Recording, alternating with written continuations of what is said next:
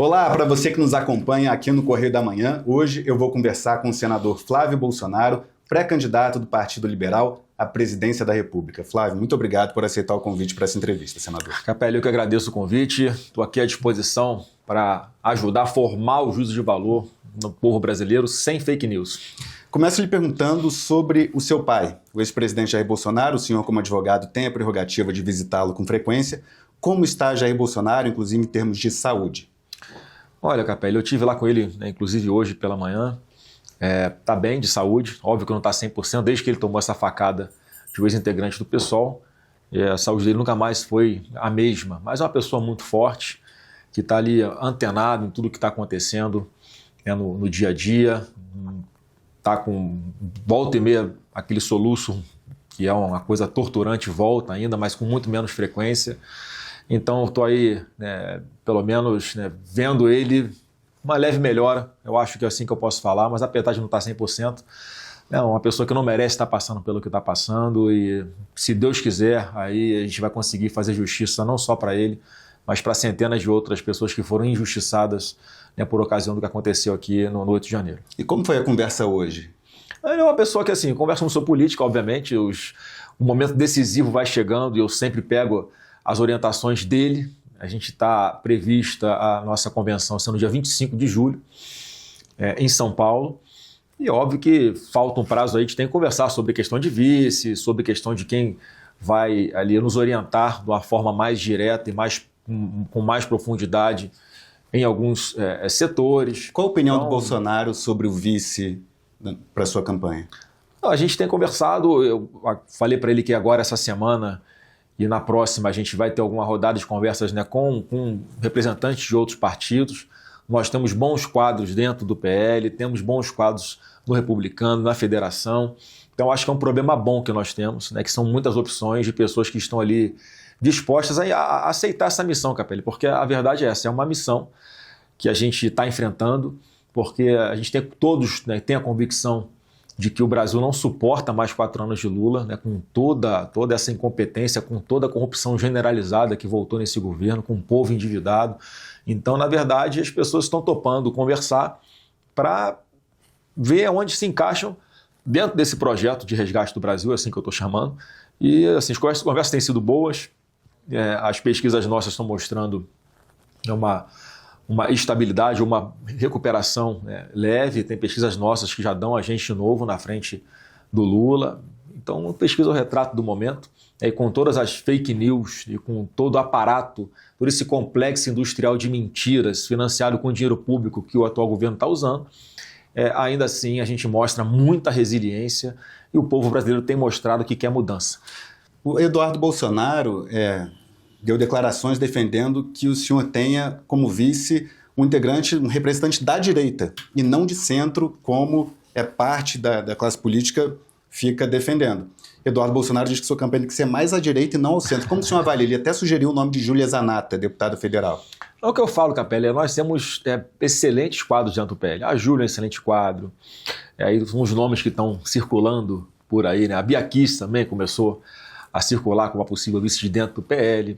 Aí tem a Tereza Cristina, que está sendo ventilada também, a Clarissa Tércio, a Priscila Costa lá no Ceará, a Dani Marques agora, que é uma pessoa que veio, essa sim veio para o nosso time, mas sem compromisso nenhum de qual camisa ela vai vestir, veio porque é uma pessoa que entende também que a gente está num momento de que essa é uma missão que nós temos que enfrentar, de fazer com que o Brasil volte a ter esperança, organizar a nossa economia, levar a prosperidade de volta ao povo brasileiro, mas também com todo mundo que eu estou conversando, não tem ainda nenhuma definição, as pessoas que estão topando tá junto desde agora, Capelli, estão vindo sem esse compromisso se vai ser ministro alguma coisa, se vai ser vice-presidente, se não vai ser nada, só quer ajudar com a construção desse projeto do Brasil a partir do dia 1, e nós estamos trabalhando dessa forma, Capelli.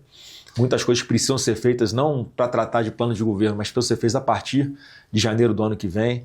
Mas tem algum nome que se destaque, que desponte com algum favoritismo para ocupar a vice? O que eu tenho dito é que eu tenho a preferência por uma mulher e não pelo fato de ser mulher. Porque essas todas que eu falei, todas têm qualidades que são muito diferenciadas, muito acima da média. Então nós temos bons quadros de mulheres que têm uma competência surreal, que entendem da dinâmica em várias áreas, né? Pessoas que de uma forma ou outra já têm uma experiência com política. Então, cada uma tem as suas virtudes, e o que eu estou pensando de verdade é que seja uma mulher, mas não tem definição de nome de verdade ainda. E para a Fazenda, para comandar a economia do país? Também não tem um nome cravado para isso ainda, mas eu posso falar de qual é o norte que nós vamos seguir. O que eu tenho dito é que eu tenho muito orgulho de ter participado, de ter testemunhado e ter ajudado o governo do presidente Bolsonaro na articulação que levou à aprovação de muitas medidas importantes na área da economia, Capelli, que hoje em dia o Brasil só tem combustível para continuar andando porque é da época do presidente Bolsonaro. Diversos marcos legais que foram feitos, a reforma da Previdência que foi necessária naquele momento, senão ia quebrar a Previdência de uma forma generalizada. Podíamos passar pelo que passou a Europa, pela Grécia, há poucos anos atrás, em que houve necessidade ali de fazer um ajuste mais drástico ainda, porque senão as pessoas vão ficar sem receber a aposentadoria. Então não precisamos chegar nesse ponto. A gente conseguiu arrumar a casa, colocamos as despesas cabendo dentro das receitas, demos ali uma previsibilidade de para onde o Brasil iria no campo econômico. Isso permitiu com que a taxa de juros fosse reduzida drasticamente. Vamos lembrar, no governo do presidente Bolsonaro, nós chegamos a ter uma taxa de juros abaixo de 2% ao ano. O que nós temos hoje, Capelli, é uma taxa de 14,25%, que é muito alta, é a mais alta do mundo, ou uma das mais altas, pelo que eu saiba, só perde para a Rússia, que é um país que está em guerra há 3 anos, não lá, economia completamente degringolada, ou seja, o Lula faz mais mal ao Brasil do que uma guerra, né, que mexe com toda a geopolítica mundial, e em especial com a questão do petróleo. Mas deixa ele fazer uma provocação. Parte dessa alta de juros, boa parte dessa alta de juros, ocorreu com Campos Neto, né, que foi indicado pelo então presidente Jair Bolsonaro para o Banco Central, e no comando dele teve essa elevada de juros. Então, houve um equívoco na escolha de Campos Neto para o Banco Central? Como não, claro que não, Capelli. A taxa de juros no Brasil passou de 2 para quase 15 porque a gente tinha uma pandemia. Como é que você gira uma economia com a política de fecha tudo, a economia a gente vê depois, as pessoas proibidas de circular na rua, a gente precisando gastar quase R$1 trilhão no orçamento com autorização do Congresso de forma desvinculada daquelas obrigações que a Constituição impõe de gastar X% na economia, X% na segurança, X% na saúde, X% na educação. Então, em função disso, em função para combater a pandemia, óbvio que os gastos públicos deram um salto, mas em todo mundo foi assim. E nós, mais uma vez, demos aula para o mundo. O Brasil é reconhecido pela ONU como um dos países que melhor se recuperou da pandemia, na parte econômica e também na parte da saúde. Não faltou vacina para ninguém, quem quis se vacinar se vacinou. O Brasil teve uma taxa, um nível de endividamento muito alto, e a fórmula para segurar a inflação é exatamente aumentar, o Banco Central aumentar a taxa de juros. Então não tem a ver com uma pessoa que estava lá. Não era o Roberto Campos Neto, que não pode ser responsabilizado por isso. Foi a circunstância do mundo que estava acontecendo, e nós, apesar disso tudo, por termos pessoas como o Roberto Campos Neto, como o Paulo Guedes e toda a sua equipe econômica, o Brasil teve uma recuperação na economia em V de verdade, muito mais rápido do que praticamente todos os países do mundo. Então isso foi o presidente Bolsonaro, Capelli, você vai lembrar, que triplicou o valor do Bolsa Família, que era em média R$190, passou para R$600. Então assim, as pessoas não sem poder trabalhar. Podíamos aqui ter um grande caos, né? Saque de supermercado, assaltos à residência, para o estado de necessidade das pessoas não terem o que comer. Então, quando ele passa para R$600, foi o que sustentou o povo brasileiro, enfim, para a grande maioria, ter o que comer, poder levar dignidade para dentro de casa. Tínhamos mais de 40 milhões de pessoas que nós chamávamos de invisíveis, ou seja, o Estado nem reconhecia que elas existiam. O senhor pretende ampliar o Bolsa Família? Não eram bancarizadas, ela não tinha. A gente bancarizou essas pessoas, veio o Pix que foi feito no governo do presidente Bolsonaro, quando o Banco Central ainda não era independente. Ou seja, ele autorizou naquele momento a que tivéssemos essa grande conquista brasileira que foi o Pix, sem taxa, que sempre foi uma exigência do presidente Bolsonaro. E hoje o Pix virou um patrimônio nosso, um orgulho brasileiro. O senhor vai defender o Pix nos Estados Unidos? Vou defender, não tem perigo de o Pix ser atacado aqui no Brasil. Tem que combinar com o Trump. Do presidente Bolsonaro, mas ele não pode fazer nada contra o Pix. O Pix é um meio de pagamento. Eu acho que ele está sendo instruído de uma forma distorcida com relação a isso. Nós temos esse meio de pagamento que não é uma empresa, não pode sancionar o Pix.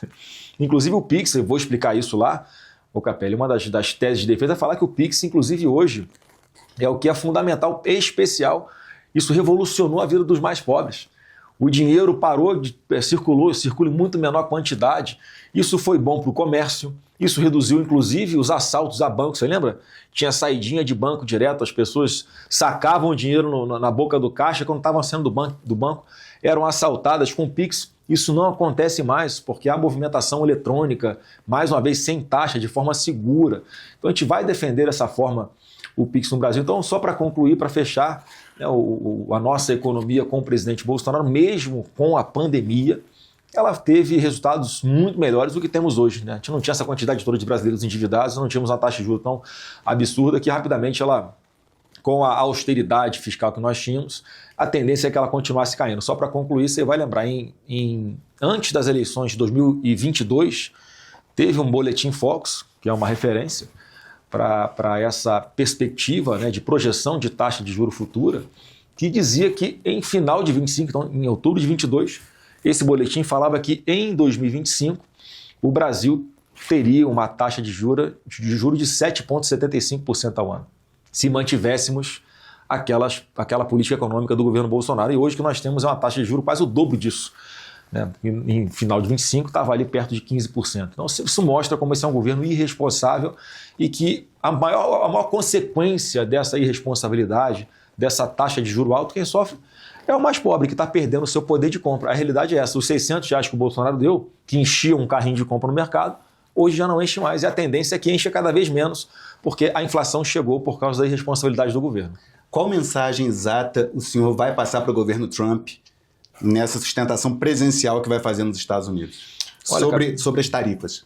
Não, Capelli, eu já estive lá uma vez defendendo que as empresas brasileiras não fossem tarifadas, né? Foi quando eu também pedi que Comando Vermelho e PCC fossem declarados organizações terroristas pelo governo americano, porque essa é uma forma de promover, Capelli, uma cooperação internacional para asfixiar essas organizações narcoterroristas. Poucos dias depois, inclusive, da sua reunião, houve de fato a classificação de PCC como terroristas por Washington. Sim, houve a classificação. Eu acho que o Brasil perdeu uma grande oportunidade de se alinhar a outros países que também sofrem com esse poder paralelo, que é o que eles são, Capelli. Eu sou do Rio de Janeiro, você também é do Rio de Janeiro, já trabalhou bastante tempo lá. Tem mais de 50 milhões de brasileiros que moram em áreas que são dominadas por esse pessoal. E ali impõe um medo coletivo, é barricada para impedir a entrada de polícia, da ambulância, da entrega, né, de uma compra que você fez na internet, cobrança de taxas para você abrir a sua lojinha, o seu comércio. Uma mulher que quer abrir um salão de beleza ali tem que pagar taxa para o tráfico. Né? Um pai de família que quer abrir um comércio tem que pagar a taxa para o tráfico. A gente tem que libertar as pessoas disso aí. Se eleito presidente, como o senhor pretende atuar em parceria com os Estados Unidos, com o governo Trump, para combater o CV e o PCC? Como o Brasil já fez diversas oportunidades, quando se une a outros países, com troca de informações, com troca de inteligência, com troca de tecnologia. Eu acho que isso é que vai rastrear o dinheiro de uma forma, né, já que os Estados Unidos têm um sistema mundial de bancos ali, tudo passa pelo chamado SWIFT deles. Com essa cooperação, Capelli, você consegue saber, olha, o dinheiro originou de uma lavagem de dinheiro em tal lugar que era a origem do tráfico de drogas ou da exploração de uma comunidade, usou esse CNPJ aqui no estado de São Paulo. Quer dizer, esse dinheiro saiu daqui, foi para uma conta fora do Brasil, quer dizer, o Brasil já perde o controle no rastreamento desse dinheiro, deu uma volta, chegou, passou pelo SWIFT dos Estados Unidos, foi para uma outra pessoa lá na Europa. Com essa cooperação internacional, você consegue seguir o dinheiro e comprovar a materialidade, a autoria de quem está usufruindo desse dinheiro que vem sujo de sangue, de pessoas ali que foram mortas em função disso, né? Pela essa atuação dos narcoterroristas, não só de CV e PCC, mas de diversas outras facções que existem pelo Brasil. Então, esse tipo de cooperação o Brasil perdeu a oportunidade de fazer. E aí, para voltar na sua resposta, na sua pergunta inicial, além de ter pedido isso nos Estados Unidos, Capelli, eu pedi expressamente, olha, se for possível, não tarife as empresas brasileiras. Elas já são as mais taxadas do mundo pelo Lula, pelo atual governo. Não imagina, mais 25% sobre os produtos brasileiros que forem exportados para os Estados Unidos. Todo mundo que estiver nessa lista vai ter dificuldade, empresas brasileiras podem quebrar. Eu falei, e a gente percebe que tem também, isso é inegável, Capelli, tem uma carga política desse tratamento que o Brasil está recebendo. Você vê, o Milei na Argentina, a relação comercial dele da Argentina com os Estados Unidos tem vários produtos que são tarifa zero. É livre mercado, porta aberta dos produtos argentinos para os Estados Unidos. Por quê? Porque o presidente Milei construiu uma relação de respeito e conseguiu chegar nesse acordo. O Brasil é diferente. O Lula, a todo momento, atacando os Estados Unidos. Ele xinga o presidente dos Estados Unidos, chama de fascista, ele provoca nos BRICS que o dólar não seja mais a moeda internacional de referência para comércio entre as nações. Isso tudo são provocações aos Estados Unidos. Óbvio que o presidente não vai ter nenhuma boa vontade. Na semana passada, o Trump disse numa entrevista que o presidente Lula é uma pessoa volátil e que não poderia se importar menos com Lula. Trump falou isso numa entrevista nos Estados Unidos. Como o senhor avalia essa declaração? Esse é o tamanho do Brasil hoje, o tamanho de um anão, né, internacional. Né, você já recebeu o elogio de alguém como volátil? Olha, você é um cara volátil. Isso não é um elogio. Né? Ou seja, é um cara que é dúbio, um cara que mente, um cara que não cumpre acordos. E eu acho que a volatilidade do que o Trump se referiu é porque num dia há a chamada química e no dia seguinte já de novo há ali farpas, é uma troca de hostilidade. De eu não sei o que eles conversam ali pessoalmente, o Capelli, o presidente, o Lula e o Trump. Eu não sei qual é o teor da conversa, mas para ele chamar de volátil é porque certamente o Lula é duas caras. E ele sempre foi assim. O Lula mentiu para chegar no poder, o Lula mentiu para permanecer no poder e o Lula deve estar mentindo também para o Trump a se comprometer com algumas coisas e não cumprir. Eu imagino, por exemplo, que o Lula tenha se comprometido a pegar aqui pesado contra o crime organizado. E o que ele fez? Nada. E assim, isso é um problema que nós brasileiros temos que resolver. E é por isso que eu tenho dito publicamente que a partir do ano que vem, essas organizações vão ser tratadas como terroristas. Comando Vermelho, PCC, milícias. E o que vai mudar na prática aqui no Brasil? Em qualquer lugar do mundo, a forma como essas organizações criminosas se comportam seriam classificadas como terroristas.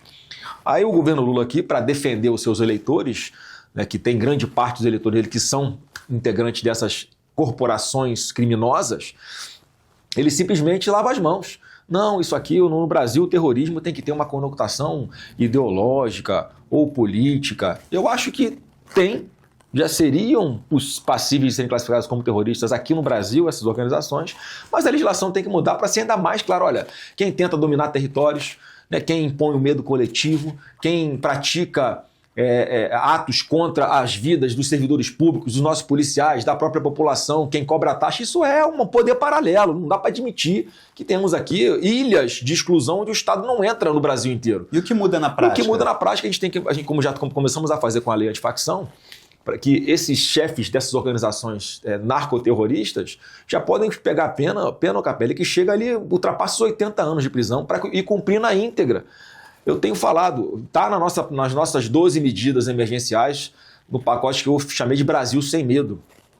Construção de mais de meio milhão de vagas no sistema penitenciário. O senhor defende penas que ultrapassem 80 anos de prisão para esses narcotraficantes? A legislação hoje já permite que esses líderes dessas facções criminosas possam ter penas que cheguem a esse ponto, porque, Capelli, 70% dos crimes que são cometidos no Brasil são pelas mesmas pessoas.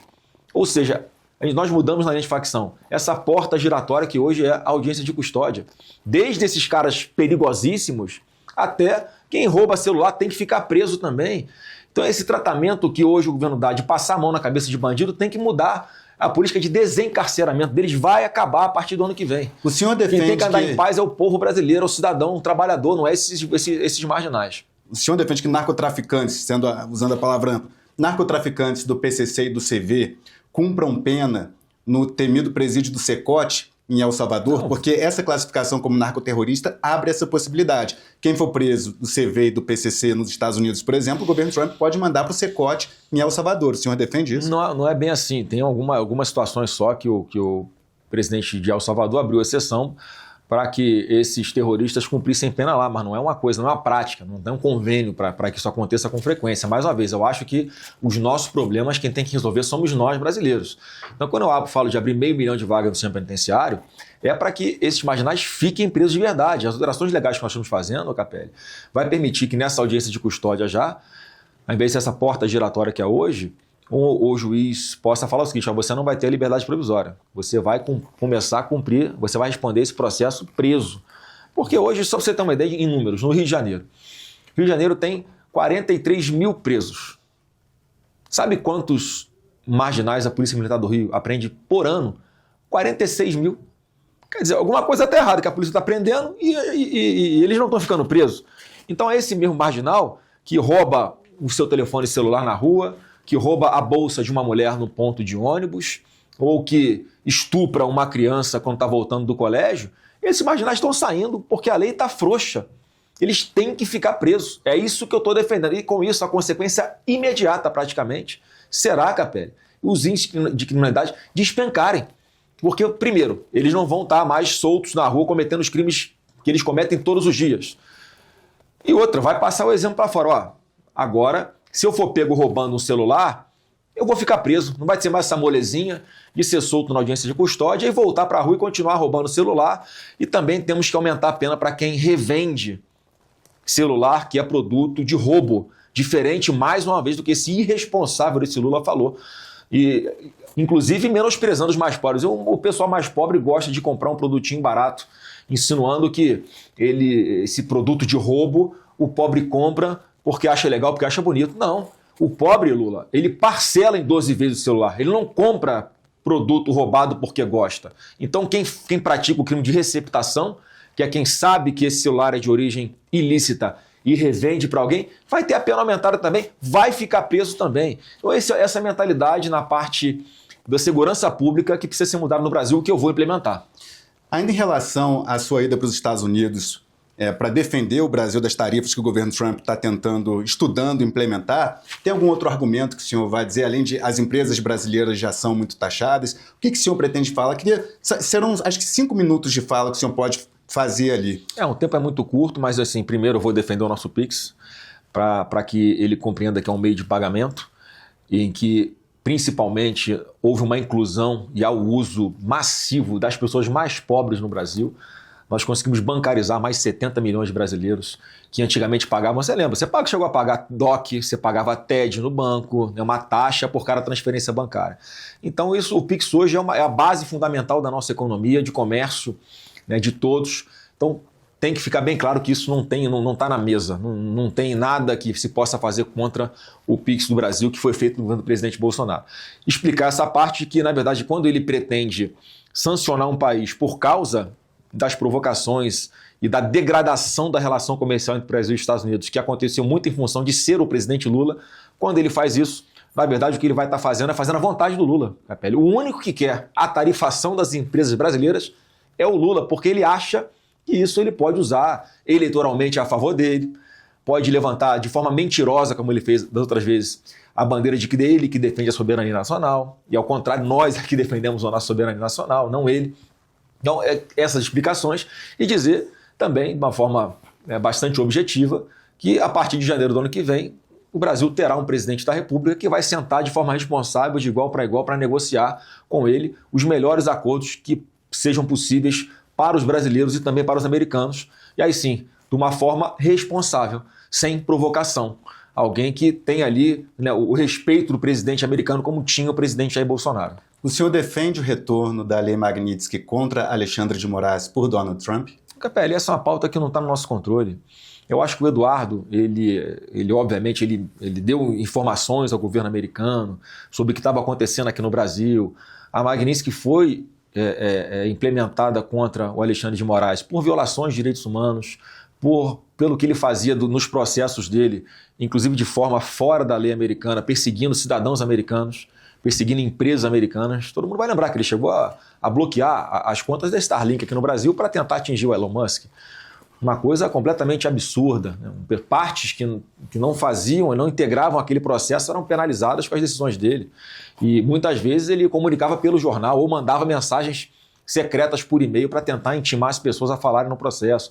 Então foi o critério do governo americano. E não está no meu controle, não está no controle do Eduardo, e todo mundo sabe disso. Que foi condenado agora por exatamente. Coação no curso do processo. De forma completamente ilegal. Esse projeto essa condenação, Capelli, esse processo dele é completamente nulo sobre quaisquer aspectos que você olhe.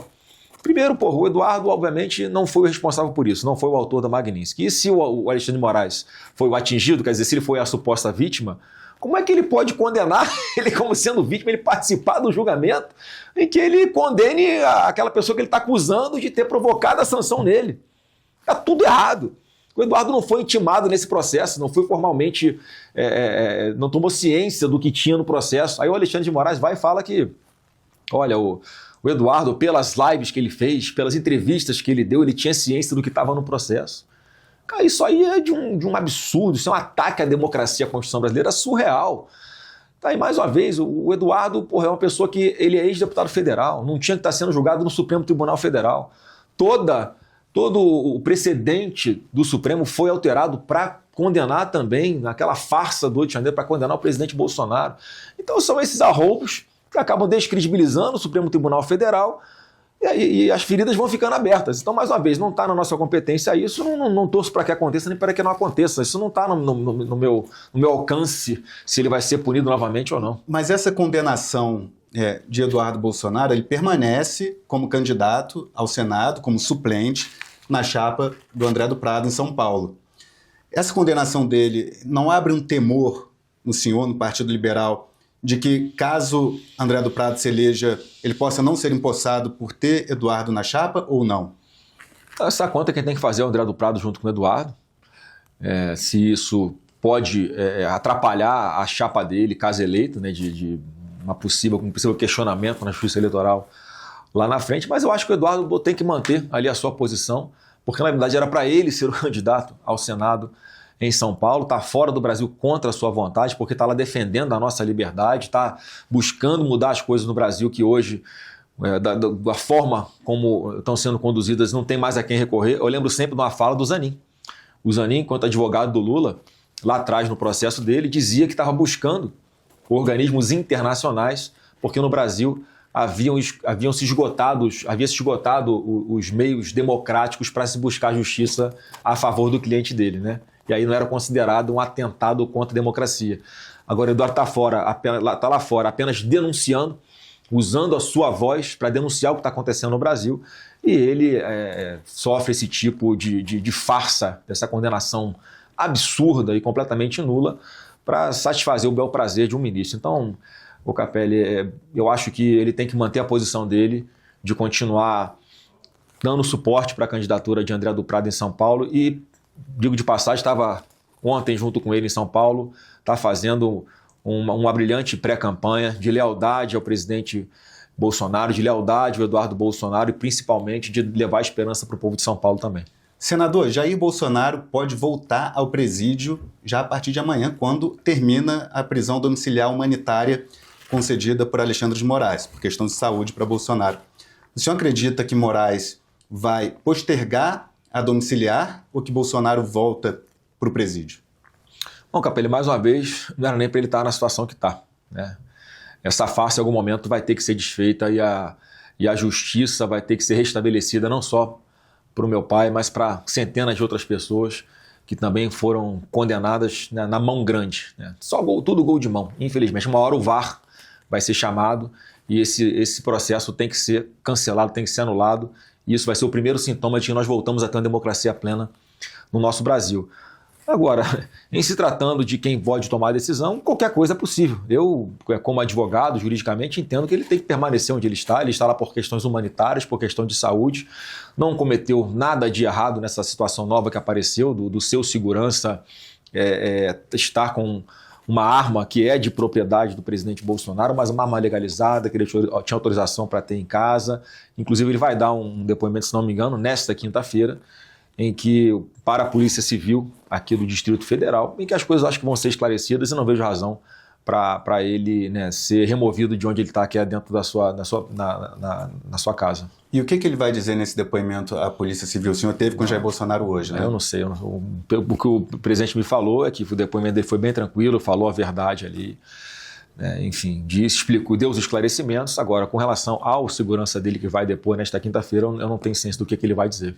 O seu exercício da sua função como advogado de Bolsonaro mudou alguma coisa no tratamento com o ministro Alexandre de Moraes? Porque uma coisa é o senhor senador, político ali, de oposição, ferrenho, e o Moraes que deu decisões e tal. Agora, outra no senhor como advogado e ele como ministro, volta e meia, o senhor tem que ter contato com ele, até por conta dos pleitos que faz em prol de Jair Bolsonaro. Mudou alguma coisa? Eu pergunto isso até porque em março eu publiquei uma nota que Moraes disse para alguns aliados dele que estava até gostando da sua postura, que ele estava considerando uma postura moderada e tal, menos bélica do que alguns poderiam imaginar. O exercício da sua função como advogado mudou algo no trato com Moraes? Ô Capelli, eu aqui nos 4 anos de governo do presidente Bolsonaro, eu sempre fui uma pessoa que tentou distensionar as relações, sempre tentei construir pontes. Eu fazia questão sempre de procurar todos aqueles, né, os ministros do Supremo que estavam ali em alguma situação mais desconfortável com relação ao presidente Bolsonaro, para mostrar o nosso ponto de vista. Então todos me conhecem, o Alexandre de Moraes também me conhece, então não estou fazendo personagem de nada, o meu perfil sempre foi esse, de tentar conciliar, de olhar para frente. Agora, a última vez que eu estive com ele foi exatamente antes de ele tomar a decisão de transferir o meu pai para essa domiciliar humanitária. Desde então, não tive mais nenhuma audiência com ele pessoal, apenas conversando com a defesa na hora de formular os pedidos. E agora, obviamente, em função desse prazo que vence hoje, no dia 25, nós já apresentamos os argumentos, né, para que essa domiciliar humanitária ela seja mantida, e aí pode ser que exista uma possibilidade de uma audiência pessoal com ele, mas em função das minhas agendas eu não sei se eu vou conseguir estar, mas certamente outros advogados da defesa do presidente Bolsonaro podem estar. Sobre o caso Master, o presidente Lula tem hoje uma reunião com o senador Jacques Wagner, que é líder do governo no Senado, uma reunião que pode selar a saída de Jacques Wagner do PT da liderança do governo. O senhor acredita que há motivos, pela operação da Polícia Federal, pelo tudo que se sabe até o momento, há motivos para Lula afastar Jacques Wagner da liderança do governo? Olha, se o Lula afastar o Jacques Wagner por isso, ele tem que se afastar da presidência da República também, né? Porque até agora ninguém entendeu qual foi aquela reuniãozinha secreta que ele teve, não só com o Vorcaro, mas também com Augusto Lima, com a presença do presidente do Banco Central, o próprio Galípolo, em que, segundo a própria imprensa noticiou, o Lula teria dito aos donos dos bancos, do Banco Master, o seguinte: olha, espera um pouquinho, não vende o seu banco para nenhum outro banco ainda não, porque daqui a pouco eu vou botar o Galípolo na presidência do Banco Central e a gente vai ter um jeito de resolver a sua situação. Isso, para mim, é um crime. Isso é advocacia administrativa, uma pessoa sentada no cargo de presidente da República ter esse tipo de conversa para tentar interferir numa relação de um banco, se vende ou se não vende para o outro, e tentar interferir principalmente no Banco Central, que é mais um legado do presidente Bolsonaro, o Banco Central independente. É para isso que o Banco Central é independente, para tomar medidas, tomar decisões, inclusive com relação à taxa de juros, sem a influência do presidente da República, que o Lula mostrou com isso, né, se comprovar, se o PMG colocou, ele tentou influenciar, né, num órgão, numa instituição pública como presidente da República, que é muito, mas muito grave. Então acho que o Lula não tem moral para tomar satisfação nenhuma com Jacques Wagner, que também, do meu ponto de vista, tem muito a explicar aí, e todos nós sabemos que essa questão toda originária que resultou nesse escândalo do Master teve início aonde? Na Bahia, com participação de Jacques Wagner, enquanto era secretário de Estado do governo de Rui Costa, que também fez atos de ofício de governador para facilitar a alavancagem, né, a capitalização do Credit Sexta, né, do mercado que existia público lá para vender alimentos mais baratos para servidores públicos. Toda a manobra que foi sendo feita de alteração da legislação na canetada de Rui Costa e com a aquiescência de Jacques Wagner, isso tudo tem que ser explicado, sim. E então eu acho que, né, ali, se o Lula tiver que tomar alguma providência, ele não tem moral nenhuma para cobrar providência de ninguém, porque ele também é uma parte envolvida no Banco Master. Senador, o senhor próprio admitiu que teve uma reunião presencial com Daniel Vorcaro em São Paulo para tratar do filme Dark Horse com ele, né? Segundo o senhor, foram tratativas ali para encerrar a parceria do filme. Recentemente, o jornal o Globo publicou que o senhor teria tido um outro encontro com Daniel Vorcaro no primeiro semestre do ano passado, aqui em Brasília, na casa dele em Brasília. Houve esse segundo encontro presencial com Vorcaro e o que foi tratado? Ô Capelli, eu sempre disse o seguinte: nada mudou, isso aí é mais do mesmo. É uma forçação de barra para tentar voltar esse assunto à tona. Eu sempre falei o seguinte: a minha relação com ele sempre foi por causa do filme. Mais uma vez, é um investimento privado, num filme privado, sem nenhuma contrapartida pública. Vocês vão lembrar, então nessa outra ocasião também foi para tratar do filme. Sempre qualquer coisa que apareça de diálogo, de celulares dos outros, de que a imprensa traga à tona, vão ver que é só por causa do filme. É que esse foi um encontro em Brasília. Não tem nada de novo nisso. Eu procurei ele, às vezes que eu falei com ele, foi para tratar do filme. E mais uma vez, em dezembro de 24, que foi quando eu o conheci, o presidente não era mais Bolsonaro. Eu não tinha nada a oferecer de nada de governo para ele. Quer dizer, não tem absolutamente nada de errado, diferente do que aconteceu durante o governo Lula. O Lula tem que explicar, Capelli, se ele é um sócio do Banco Master, se ele é um consultor do Banco Master, ou se ele é só amigo do pessoal do Banco Master. A minha relação está muito bem explicada, que é uma relação privada. Então, não tem absolutamente nada de novo nisso. É uma tentativa de alguns ali de manter o assunto em evidência. Ou seja, foi só para tratar do filme naquela... Sempre a minha relação com ele 100% foi para falar do filme. E naquela ocasião, então, ainda buscando apoio para o filme. Naquela ocasião, no primeiro semestre de 2025, segundo o Jornal Globo. Sim. Tá.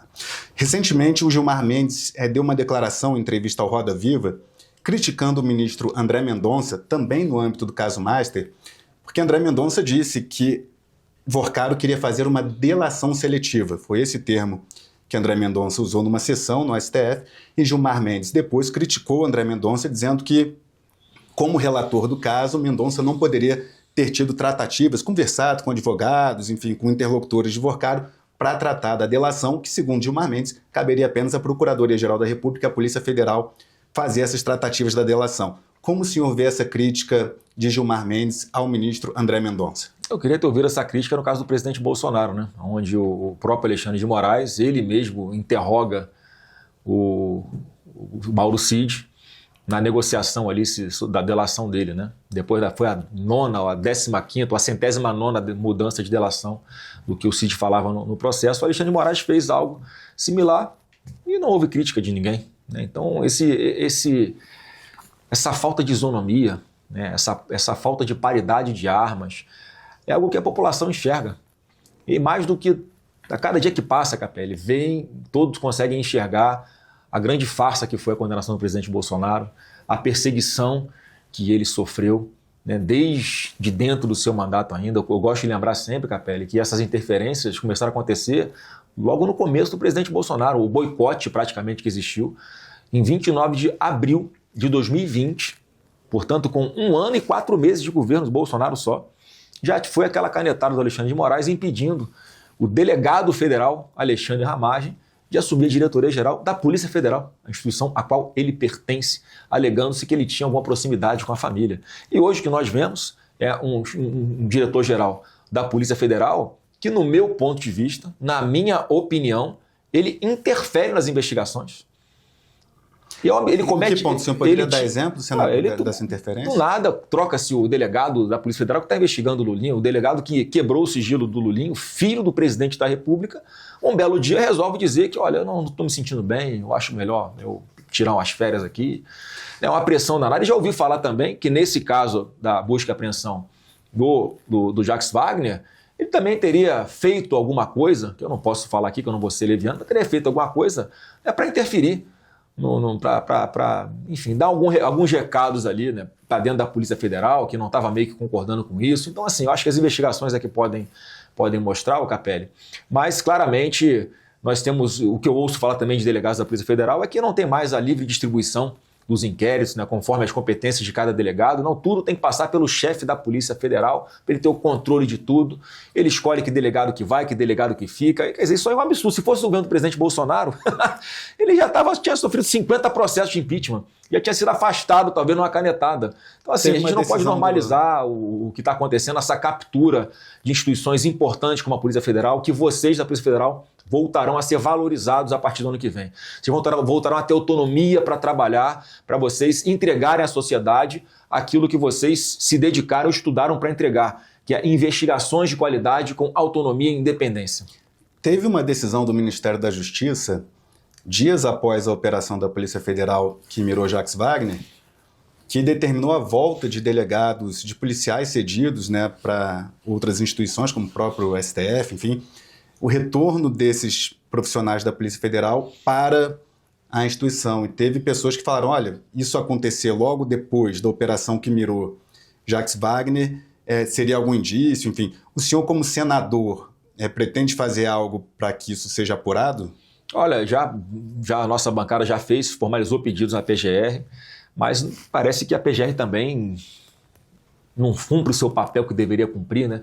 Então eu acho que a todo momento o próprio diretor-geral da Polícia Federal, ele em tese ali, ele de alguma forma, ele interfere em investigações.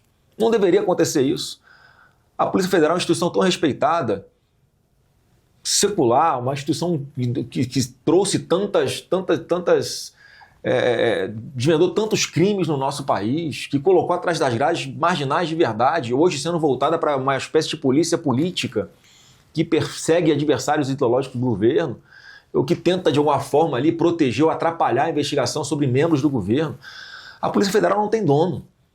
Não deveria ter dono, pelo menos nesse momento. Então é claro que alguma coisa de muito estranho acontece quando do nada, após essa operação da Polícia Federal contra o Jacques Wagner, ele faz um ato geral para trazer os delegados todos de outras instituições para dentro de volta da corporação. E aí eu acho que ele estava pensando em trazer também os que estavam no Supremo, né? Os delegados federais que estavam à disposição de ministro do Supremo.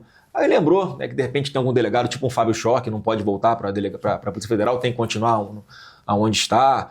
E aí começa a fazer as exceções. Então, assim, em momento algum pensou na instituição. Porque é importante, Capelli, eu sei como é importante às vezes ter um delegado da Polícia Federal, ainda que não esteja exercendo uma atividade fim dele, possa estar próximo ali, né, de alguém em um cargo estratégico no Judiciário, ou num cargo estratégico no Ministério Público, ou num cargo estratégico numa Secretaria de Segurança do Estado. Então tem exceções em que é importante para a corporação também ter alguns de seus membros, né, deslocados em outras funções. Agora, por exemplo, dentro da Polícia Federal, você sabe qual é a delegacia qual é a maior, que tem o maior efetivo da Polícia Federal? É a Delegacia de Proteção à Pessoa. É a delegacia que, por exemplo, faz a segurança da Janja. É a delegacia que faz a segurança de autoridades. Quando, na verdade, o maior efetivo, e o maior orçamento também, inclusive, o maior pagamento de diárias, tudo para essa delegacia. Quer dizer, tem algo errado na Polícia Federal, né? Porque, em tese, era para ser qual? A delegacia que combate o crime organizado, por exemplo. A delegacia que combate a lavagem de dinheiro, por exemplo. Essa que tinha que ser a estrutura principal da Polícia Federal hoje, mas não, hoje está tudo ao contrário. Parece que é para ficar protegendo algumas pessoas, ao invés de cumprir a sua atividade fim, que é combater marginal e criminoso de verdade. O senhor fez críticas também à Procuradoria-Geral da República, hoje comandada por Paulo Gonet, mas foram críticas mais tangenciais, assim, não tão diretas como o senhor fez ao Andrei Rodrigues, que é diretor da Polícia Federal. No âmbito da PGR, o que o senhor critica nas atitudes de Paulo Gonet? Olha, simplesmente muitas coisas que chegam ali que deveriam ter o início de investigação não acontecem. Por exemplo? Não vou ficar citando casos concretos aqui para também não ficar, né, causando aí preocupação e tal, mas claramente é uma pessoa que parece que também está ali sem a sua independência, sem exercer uma característica que é precípua de um Procurador-Geral da República, que é ter a sua autonomia, que é não olhar a capa de processo. Infelizmente, parece que algumas vezes isso acontece. Perfeito. Encaminhando aqui para a parte final da nossa entrevista, o ex-deputado Eduardo Bolsonaro tem reclamado de uma suposta omissão de Michele Bolsonaro e Nicolas Ferreira, outros personagens também relevantes na direita, na sua campanha, dizendo que eles não o apoiam como deveriam. Como o senhor avalia essa crítica de Eduardo Bolsonaro a nomes como Nicolas Ferreira e Michele Bolsonaro? Olha, cara, cada um tem a sua opinião. Eu já falei várias vezes, vou continuar batendo na mesma tecla. Eu estou fazendo a minha parte, eu estou cumprindo a missão que foi designada ali pelo presidente Bolsonaro. Estou mais confiante do que nunca, Capelli, da minha condição, do meu preparo, né, para tocar esse país, para fazer a coisa certa. 24 anos de vida pública, sendo 4 deles ali ao lado do presidente Bolsonaro, tomando parte das decisões direta ou indiretamente que impactaram o Brasil e mostraram que o Brasil pode ser um país gigante, uma potência para o mundo.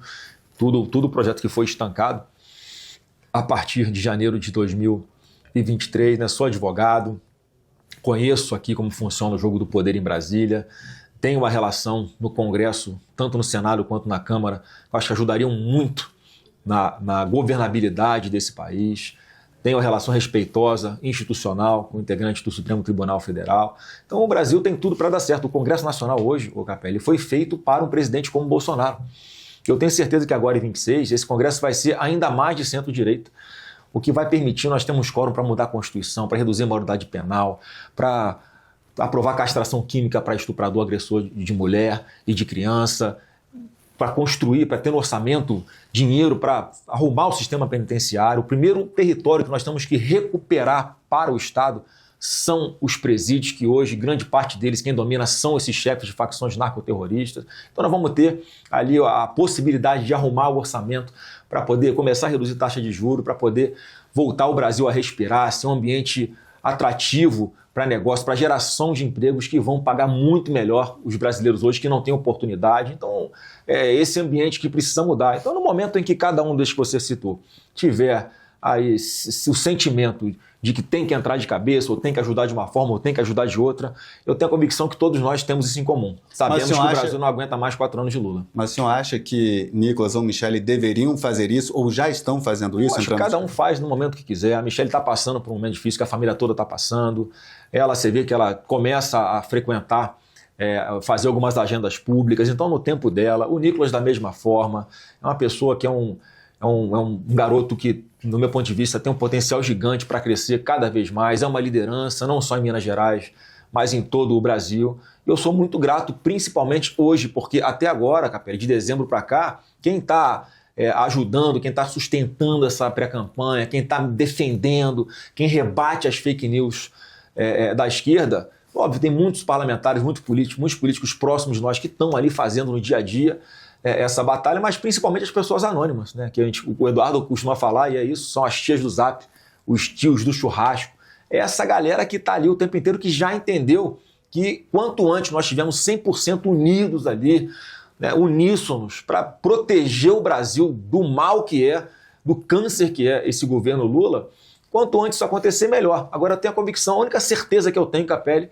é que a partir de janeiro de 2027, o presidente da República não será mais o Lula. Senador, como o senhor pretende administrar divergências internas no Partido Liberal, por exemplo, no Mato Grosso, tem a candidatura do Wellington Facundes ao governo do estado, atual senador, e o prefeito da capital de Cuiabá, ele é o Abílio Brunini, que é contra a candidatura de Wellington Facundes, isso no Mato Grosso. No Paraná, muitos parlamentares do PL no Paraná são contrários à candidatura de Sérgio Moro ao governo do estado e preferem compor com Ratinho Júnior do PSD. Como o senhor pretende administrar essas divergências internas no PL? Como a gente sempre faz na política, né? Conversando, convencendo, e a partir do momento que não tem uma unidade, não tem uma unanimidade, alguma decisão é tomada. Então não tem preocupação. Qual decisão deverá ser tomada? Liberar esses parlamentares do PL para apoiar quem queiram, ou tentar até o final dizer, vai ter que apoiar, vai ter que estar junto do candidato? Qual vai ser a postura? Capelli, nenhum partido político é quartel. Então eu acho que todos têm ali que tem que ser convencidos, né, da importância de apoiar um candidato a governo nosso. Inclusive, em alguns estados, não serão do PL, serão de outros partidos. E, no fim das contas, o que eu sempre procuro fazer é convencer a todos, né, pela liderança, pelo exemplo, a importância de ajudarem a gente a chegar, né, a ter êxito nesse projeto que está colocado na minha pré-candidatura à presidência da República. Então, independente da coloração partidária, se gosta ou se não gosta, eu sempre falo o seguinte: você não precisa gostar do Flávio Bolsonaro para mudar o país. Basta gostar de você mesmo. Você sabe qual é a decisão que você vai ter que tomar, porque o Brasil pede mudança. O Brasil não aguenta mais 4 anos de Lula. A gente olha para o Lula e enxerga o atraso. Uma pessoa que não usa telefone celular, alguém que não está conectado com o mundo, alguém que acha que inteligência artificial é para manipular vídeo e foto na internet. Não tem noção da importância da inteligência artificial, né, para a parte da segurança pública, para a parte da saúde, para a parte da educação, para tudo na nossa vida hoje em dia. Então tem que ter um governo moderno, e é isso que eu pretendo fazer, porque eu vou buscar sempre que as pessoas olhem para mim e enxerguem um futuro. E abrir os olhos das pessoas, porque sabem que olham para o Lula e enxergam o passado, e o passado, né, não move mais. Vou abrir aqui para suas considerações finais. Antes só, então, vai tentar convencer esses parlamentares no Paraná e no Mato Grosso a apoiarem... Mas ali, Capelli, não vou tentar convencer. Ali as questões regionais ali têm que ser resolvidas internamente entre eles. As decisões estão tomadas já do âmbito partidário. né? Não esconde de mais ninguém, já tornamos públicos. Pode ter uma mudança ou outra, a gente tem uma convenção. O senhor até o fica dia 25 de chateado julho. quando Abílio, prefeito, faz campanha contra o candidato do PL ao governo? Mas a campanha nem começou ainda. Como é que está fazendo campanha? Pré-campanha. Não, as pessoas se posicionam, né? Tem as suas preferências, né? Mas quando começar a campanha para valer, eu tenho certeza que vai estar todo mundo direcionado para o projeto que o partido escolheu e eles entendendo que quando eu entro no assunto, Capelli, eu não estou olhando a árvore, eu estou olhando a floresta. Então eu não estou olhando só para Mato Grosso, para Paraná, né, para outros estados, eu estou olhando para o Brasil inteiro. Então na nossa estratégia, cada palanque tem um papel importante para somar, aumentar a nossa diferença, a nossa vantagem em relação à concorrência. Campanha nacional. Então, né? A campanha nacional, obviamente que tem essa orientação, mas a gente mesmo, Capelli, eu em vários momentos, quando o partido escolhia lá atrás um candidato a governo, a presidente que eu não concordava, eu simplesmente não apoiava e vamos tocar o barco, né? Mas hoje existe uma candidatura nacional, que para mim vai ser um grande divisor de águas do Brasil, as eleições desse ano, porque vai ser o fim do ciclo do PT. O próximo presidente da República escolhe 4 ministros do Supremo Tribunal Federal. Então a gente precisa resgatar a nossa segurança jurídica. E o critério que o Lula tem adotado é colocar amigos com posições ideológicas e que vão usar a caneta para perseguir ou atender aos interesses dele, ao invés de respeitar a Constituição. Então a gente tem que ter uma grande responsabilidade com isso e eu espero que todos tenham a conscientização de que em cada palanque estadual é importante somar para esse projeto, para que esse projeto nacional de resgate do Brasil dê certo. O senhor se compromete a não escolher para o STF, caso eleito presidente da República, amigos para botar na cadeira mais importante do judiciário? O critério tem que ser respeito à Constituição, o critério tem que ser respeito ao Congresso Nacional, tem que ter capacitação técnica, é óbvio que é um pré-requisito para alguém ser indicado ao Supremo Tribunal Federal. O Messias tem esses requisitos? Lula pretende reindicá-lo ao STF? Eu acho que não, porque eu inclusive já votei contra a sua indicação, em que ele foi derrotado, porque para mim, ainda mais uma vez, vai ser uma pessoa que vai estar mais preocupada em atender o Lula do que respeitar a Constituição. Então é uma relação que eles construíram de longo tempo, de uma intimidade tamanha, que eu tenho certeza que na hora de parar um processo, ele vai olhar a capa do processo, se for alguém de direita, o cara vai votar de um jeito, se for alguém de esquerda, ele vota de outro. E ele já mostrou na prática, né, enquanto AGU, ele se orgulhando de falar que participou das prisões, né, daqueles manifestantes do 8 de janeiro. Então seu voto continuará sendo não? Continuará sendo não, e no meu entendimento ele não pode ser reenviado na mesma sessão legislativa, uma vez que já foi rejeitado uma vez.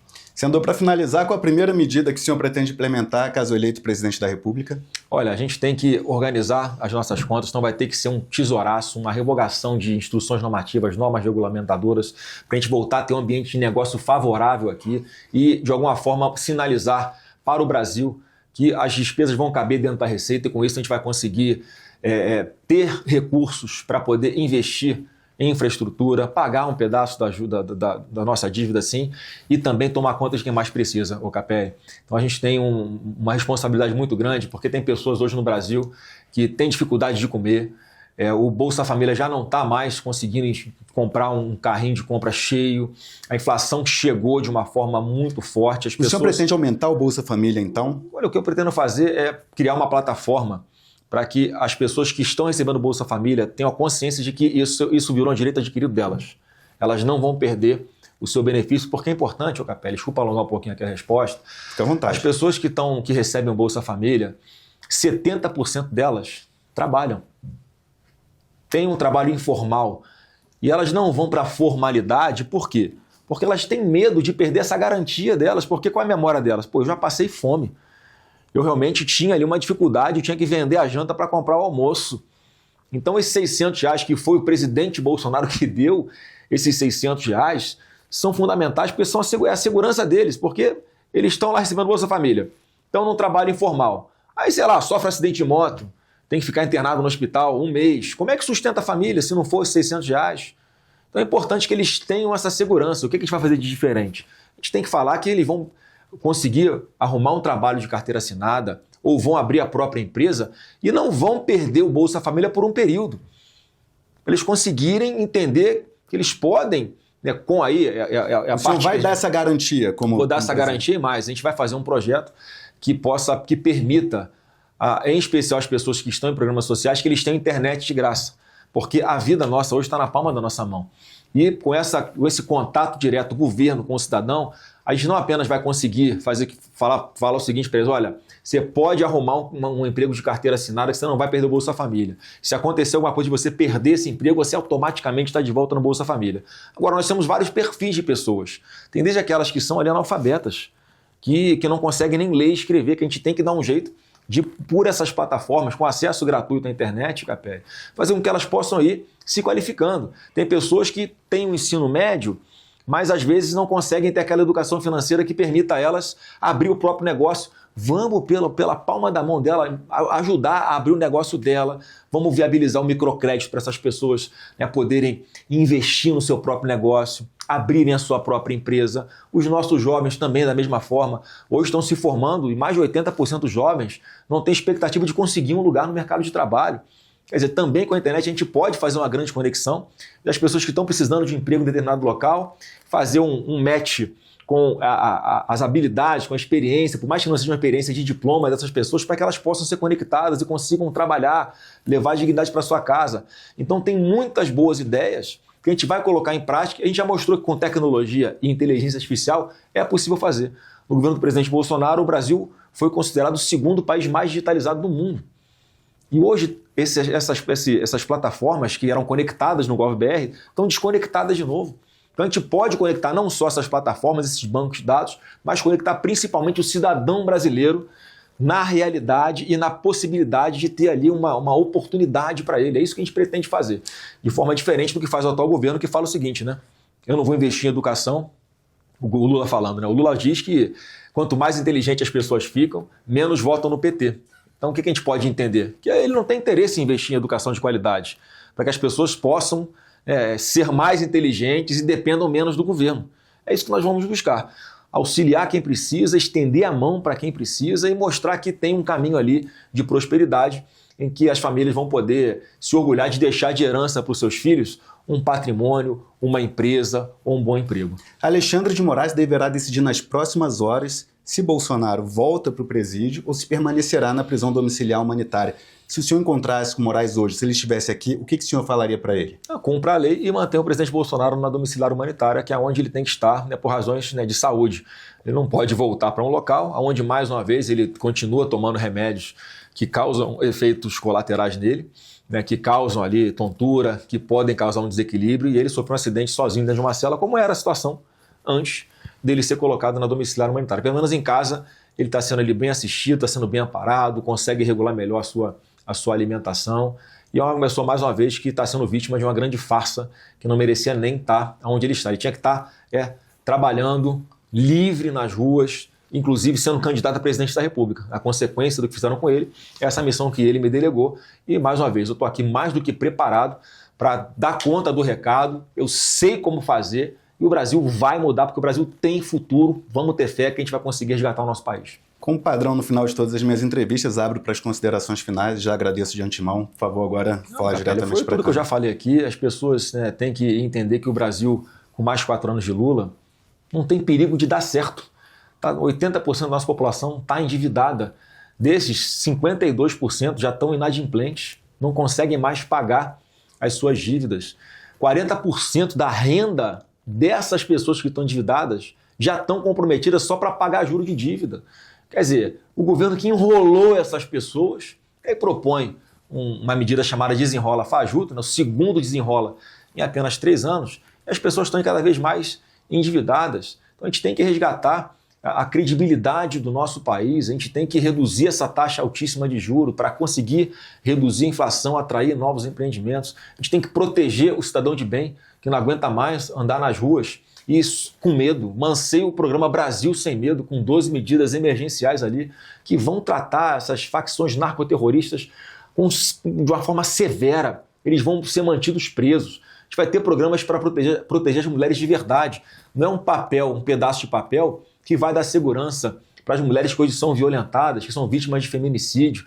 Tem mulheres que nem conseguem ir a uma delegacia para fazer a denúncia porque tem medo. Então a gente vai recuperar e vai potencializar esses programas de acolhimento das mulheres, como acontecia no governo do presidente Bolsonaro, para que elas possam se encorajar, possam ter autonomia financeira, principalmente, possam ter um lugar para ir com seus filhos e ficarem protegidas longe desses marginais perigosos, fazer como faz em São Paulo, onde o governador Tarcísio implementou um programa onde o celular da mulher e a tornozeleira eletrônica do agressor são georreferenciadas. O que é isso? Tem um mapa lá que a polícia olha. Quando chega o agressor perto da mulher, imediatamente vai uma viatura para atender a mulher, vai uma viatura para abordar esse agressor para que não aconteçam mais agressões. Isso reduziu drasticamente a taxa de feminicídios. Ladrão de celular tem que ficar preso. A diferença de um furto de celular para alguém que é assassinado por um marginal quando está assaltando para tomar o celular é isso aqui. É o marginal não ir com a sua cara e dar um tiro na sua cara para levar o seu celular. Esse marginal tem que ficar preso. Não pode ter tolerância com ele, dizer que ele está roubando só para tomar uma cervejinha. Ou falar que quem revende esse celular roubado também não tem problema. Não tem problema também, é tão grave porque ele alimenta essa cadeia criminosa que está gerando morte, que está gerando transtorno para a população. Então, na minha cabeça é isso. Quem gostar dessas propostas que nós vamos trazer, vai ter aqui o caminho da prosperidade. Quem achar que está tudo bem, sua vida está maravilhosa, você está andando em paz nas ruas, você tem oportunidade de emprego que pague bem, só votar nesse projeto das trevas que estão vendo aí. No fim das contas, não precisa gostar de Flávio Bolsonaro para mudar o Brasil. Basta gostar de você para você tomar a decisão certa e mudar o seu Brasil. Senador Flávio Bolsonaro, muito obrigado pela entrevista ao Correio da Manhã. Eu convido você que nos acompanha a seguir as redes sociais do Correio da Manhã, nas diferentes redes, YouTube, Instagram, também o meu perfil, @jornalista Paulo Capelli. Você será muito bem-vindo. Um forte abraço. Tchau, tchau.